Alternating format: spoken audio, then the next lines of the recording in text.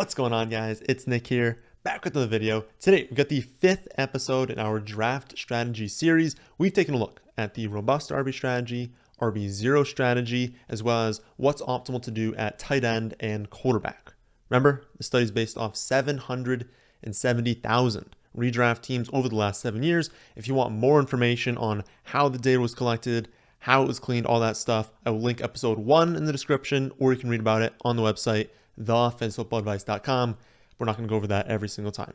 Over the next 3 Wednesdays, because we do this video, this strategy video every Wednesday, we're going to take a look at 3 different areas of the draft. Of course, the early, the middle, and the late portions. We're going to call early, actually I haven't done the cutoff yet for the other ones, but early for today is 1 through 5. So when I'm talking today, I'm going to make it pretty clear what round we're talking about, but it's rounds 1 through 5. Those are the early rounds. Next week will be middle rounds. Week after that will be late rounds. Make sure you subscribe to the channel. It's free to do so. Make sure you don't miss any of those videos. All right, so early rounds. They might seem simple since, there are a ton of elite players, and there are definitely portions of the draft in these early rounds where you can't really go wrong. There will be times you're picking between like 4 players and they're all projected within a point of each other. They're all really good picks. You can't really go wrong with what pick you make. However, the things that you do early on are going to set up the rest of your draft. And so it's important for us to kind of take a step back and really think about what we want to ideally be doing early on. So as we've learned with the quarterback and tight end videos, they're not really positions that we're targeting in the first round. Tight end starts to be consideration right in round 2, but in round 1, first off, we don't really have enough data to know for sure if it's optimal. And number 2, even given the current data that we have and with how successful they've been early on, it's a marginal impact even if they hit and be like the tight end 1, tight end 2. So in general, we're going to say no to tight end in round 1, and also quarterback. Quarterback starts to be in our consideration in round 4, but as we get to, it really becomes optimal in the middle rounds. So round 1, no quarterback, no tight end. You hear me say that all the time during the mock draft Mondays. That's just how you got to start off the draft. Eliminate 2 positions. We lean on wide receiver. We lean on running back. As we learned in the robust RB video, running back is an incredibly important position to draft early on in the draft. Your championship rate drops in every single round that you wait to draft a running back. So given that everyone's goal should be to win the championship, if you're doing something early on that immediately in the first pick drops your chance of winning a championship, that's not great. However, we also learned reaching is bad. We don't want to be saying, well, have to take a running back. Here's a 3rd round running back just to make sure I get one. It is still bad to reach by ADP. And when I say reach, let's say you're drafting at 7. If you draft someone whose ADP is at 12, that's considered a reach by 5 spots. Just so we're all 100% clear. It is not based off whatever rankings you're holding. Who cares what rankings you're holding? Even if they're really good rankings, it's still considered a reach. When we look back on data, it's considered a reach when you're extending through ADP into where you're actually picking. So I really hope that makes sense. Reverse it. If not, it should make sense for the vast majority of you. The data shows that if you reach 1 spot in ADP to draft a running back, that is completely fine to do. So if you get a running back at a value in the first round, applause to you. That's fantastic. It's what you want to be doing. It's optimal. Great job. If you get them at their ADP, again, applause. Nice job. Even if you want to reach 1 spot, that is absolutely fine. Above average championship rate, do it. Especially if in your rankings, whatever you use, obviously I recommend mine, but whatever rankings you choose to use, if you can see a running back at an ADP value and they're the top running back in your rankings, take them. Don't even consider anything more. Where it starts to get tricky is you actually, according to the data, you hurt your team by reaching 2 to 3 spots, and it's really just 2+. As you reach 2, 3, 4, 5 spots for a running back, you hurt your team. But then, the logical thinking is, okay, well then I'll just take, a wide receiver from reaching. Unfortunately, it does not become optimal to draft a wide receiver until you're getting around 5 spots of value. So you're put in a really tough spot. And that's why, historically, we've seen teams that draft early on in the first round perform better overall. Because teams in the late first round get to a spot where they're like, oh, sick. I can't take a quarterback. I can't take a tight end. All the running back values are gone. And I'm forced to reach on a wide receiver that I don't want and is suboptimal. So you're just put in a bad spot sometimes in the late first round. So here's my kind of checklist for this season, because also every single year is different. There are just different positions of value. There's different players. So this season, would I go through a checklist in the first round? Number one, go back to what I said for running back. If you only need to reach one spot for running back, draft them. I really wouldn't think that much. Try and get running back in the first round. If you're only reaching one spot, get them, especially if they're value and they're first in rankings, like I said before. That's ideal. If you can't do that, my next in the checklist would be, are Kupp, Chase, or Jefferson still on the board? Kupp is first. Then I would just say, totally up to you between Chase and Jefferson. You guys know I did the breakdown video. I prefer Jamar Chase, but if you want Jefferson over him, do that. So again, first, running back, can you get one by only reaching one spot at a value or at ADP? Then second, is Chase on the board? Is Kupp on the board? Is Jefferson on the board, with Kupp being first? I don't know why I said Chase first. Kupp, Chase, Jefferson. After those two, again, you're not in a fantastic spot, but you're really just going to have to look at the rankings. I would personally say that unless you are in love with a wide receiver, I would just look at whatever rankings you are using. Again, I suggest my rankings, but whatever you're using, just take whoever the top running back is on the board. Optimally, you're not drafting someone whose ADP is like 17 or 18. Definitely pay attention to that. So if you're drafting at 10 and you're like, well, I got to take the top running back on the board. Well, if there's two running backs, at 10, at 11, one of them's ADP is 12, one of them's ADP is 20, don't take the one whose ADP is 20, even if they're the top running back on the board. So you still need to understand that you have a pick coming up again. And so if your second best running back is definitely not going to be there, and the first best running back probably will be, draft the second best running back. And then in your second round pick, you can also get that running back whose ADP is 20. Again, if you didn't understand what I said, go back and watch it. Just understand how ADP works. Understand who you think you can get. That comes with doing a bunch of mock drafts. But in general, if you're in this spot, the first two are gone, first two checklist items are gone, just take whichever running back you want at that spot.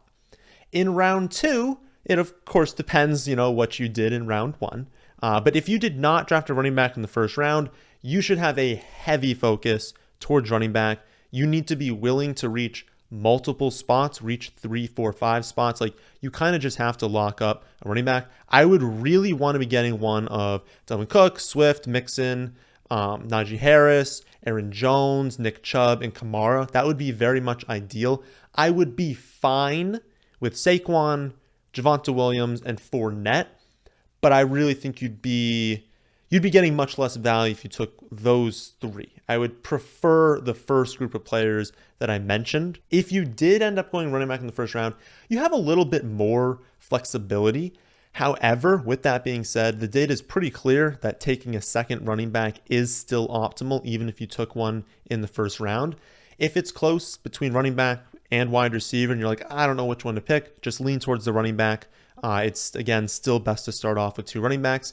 In fact, I probably wouldn't even take a wide receiver in round two. My backup plan, if you can't get, or don't want to, I guess, can't get one of those stud running backs, don't want to take a running back, my backup plan would be tight end. Kelsey and Andrews are going to be studs again this season. They provide a massive weekly edge, and so it's just a huge competitive advantage when you go into a week, unless you're playing the other one. If you have Andrews, you're playing Kelsey, but every other week, you have this huge edge over the other team. We know they're going to be good. We know they're going to produce for us. And so that would be my backup plan. Round two also has led to the most success of any round historically at the tight end position. So you would think that logically, round two is a lot of draft capital. That's like a really, really high-end pick to spend at tight end. But historically, teams that draft a tight end in round two have done the best if you just compare every single round. Teams do really, really well when they draft one in round two. And so kind of looking at how the year works out, what your teams look like when you take wide receiver in round 2, I would say first plan, running back, second plan, tight end. If both of those fail, it probably actually means you get a really good value at wide receiver, but I'd have that third.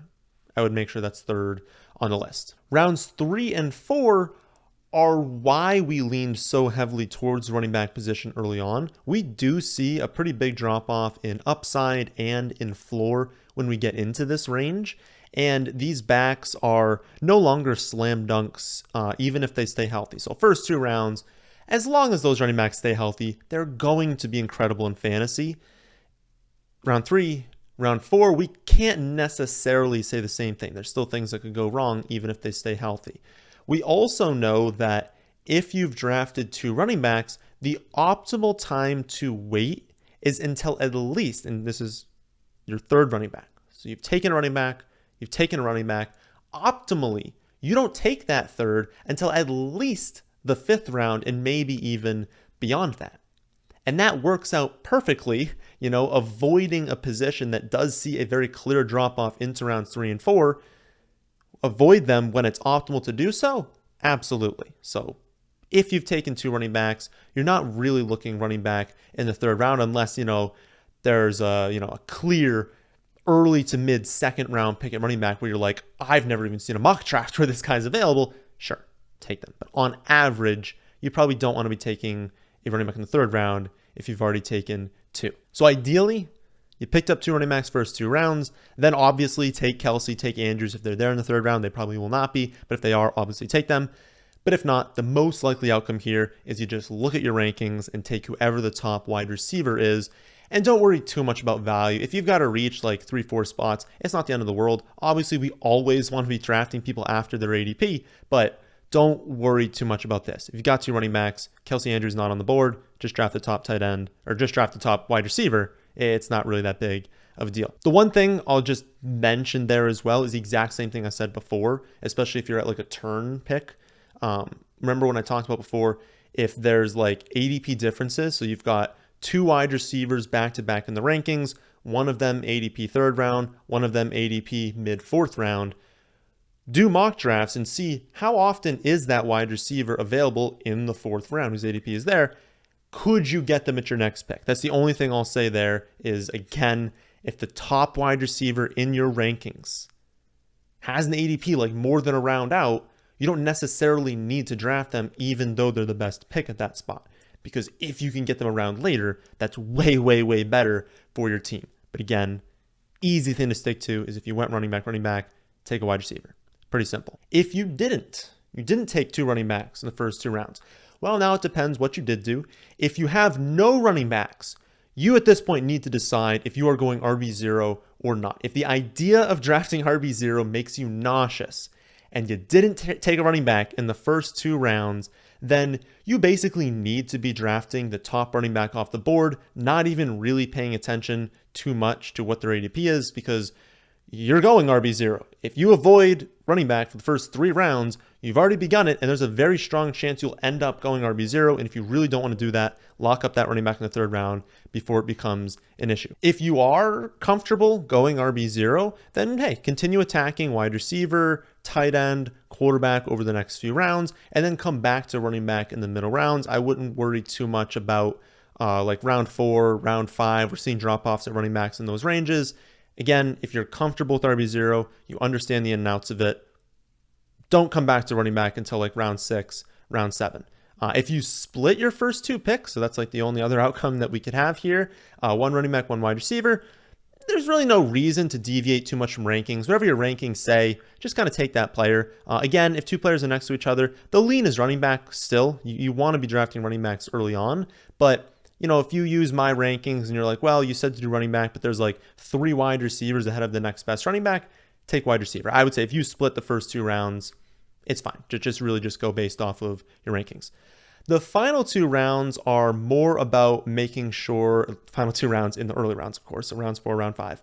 Just making sure you don't lock yourself into a box. Basically, make sure you don't come out of that spot being like, well, I have to do this or I have to do that. Kind of balance out your team and really just try and build towards an optimal format, and also just try your best to avoid landmines. Historically, first 2 rounds, wildly successful.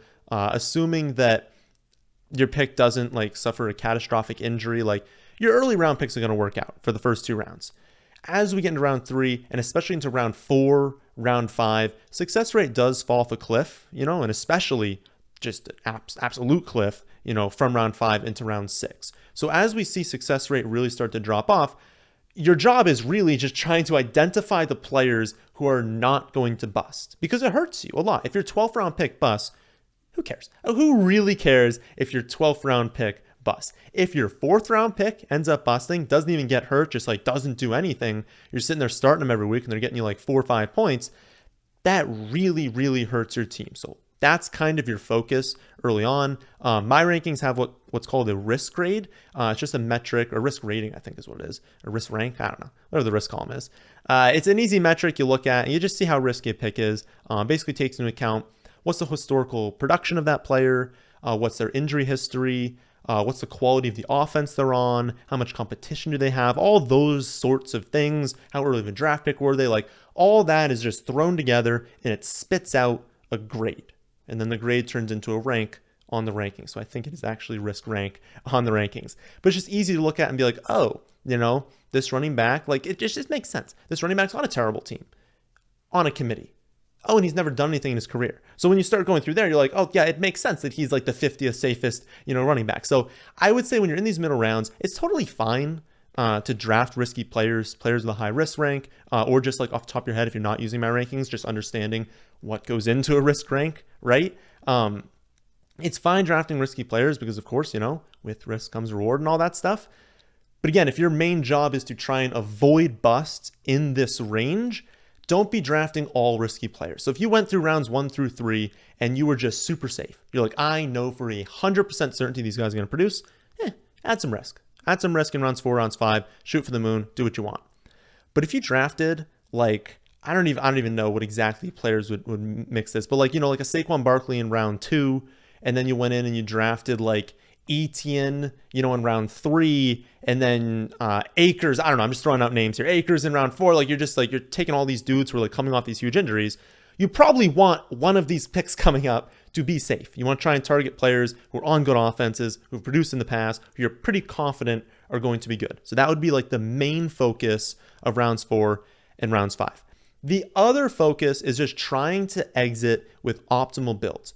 Ultimately, the number one optimal build for the first 5 rounds is 3 running backs, 1 wide receiver, and 1 tight end. That's just like the best thing to do.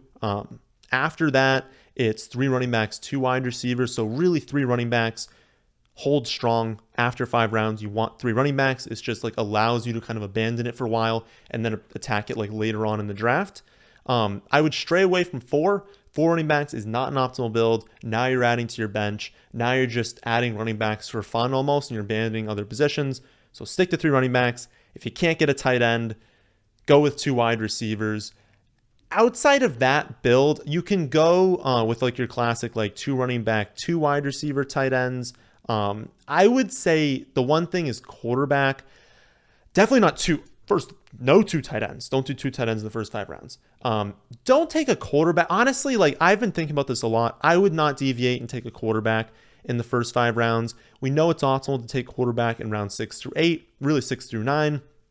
And since like, again, I said these other positions are like so important to hit on early and you want to have, 3 running backs, it's like, it just doesn't really fit taking quarterback early on. So I know Josh Allen, Justin Herbert, Patrick Mahomes, all these guys are going to be really, really good picks. I'm not saying your team's going to be bad because you drafted them like the 3rd or 4th round, but your team will be better if you wait for a really good pick in rounds 6 through 9. Again, 3 running backs, try and get a tight end, try and get a wide receiver. If you can't do that, 2 wide receivers is the next best. You can do 2 running backs and 3 wide receivers as well. But if you're only going to have 2 running backs outside the first 5 rounds, I would try not to make it like rounds 4 and 5. So I really wouldn't go like wide receiver, running back. That's not the best way to start off. If you want to do something like a hero RB strategy, that's something that we're probably going to go over in about a month. But something like that where you're taking a running back early, You're using them. It's also called like anchor running back. You're using them as like the anchor of your team. So like you take Jonathan Taylor and then you kind of abandon running back for a while and you go like semi RB0. That is fine to do. Unfortunately, the data doesn't really back it up. It doesn't love doing so. So I would say do like a modified hero RB, which is just like, 2 running backs in the first 5 rounds. Because when it comes down to it, like I would still prefer a team that starts off Jonathan Taylor, Mark Andrews, Nick Chubb, wide receiver, because they're really good wide receivers in rounds 4 and 5, as opposed to Jonathan Taylor, Mark Andrews, Mike Evans, running back, wide receiver. It's still a strong build going with Evans, but you're just better off if you only have 2 running backs outside the first, or inside, I guess, the first 5 rounds.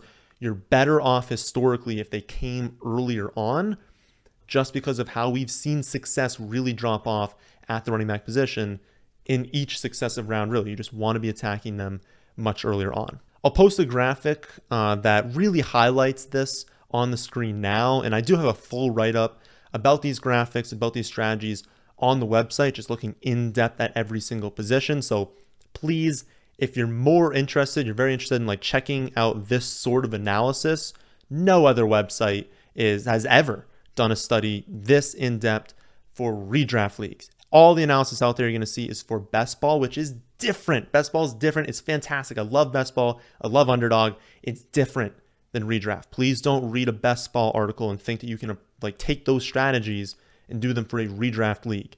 They're different things, very different strategies, very different things work out. This is what is optimal early on for redraft leagues.